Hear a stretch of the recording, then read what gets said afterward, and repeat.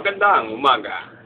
Tungayan natin ang isang karumal-dumal na krime na naganap sa Payata. Kung inyong mababansin, masyadong brutal ang pagkamatay ng isang biktima. At tungayan natin ang isang nakahandusay na biktima na nilalanggam.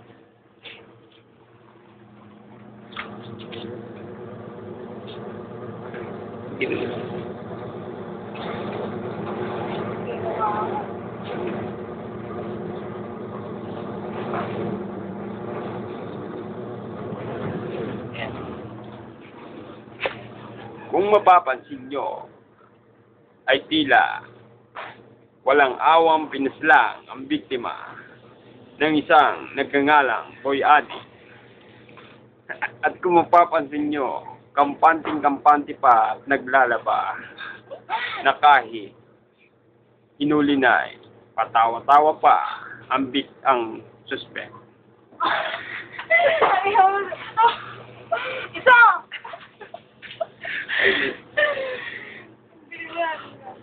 Ito po, tungayan po natin ulit ang karumal-dumal na ginawa sa biktima.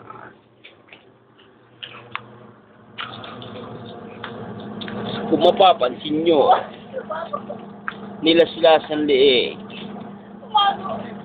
at inipit pa washing machine.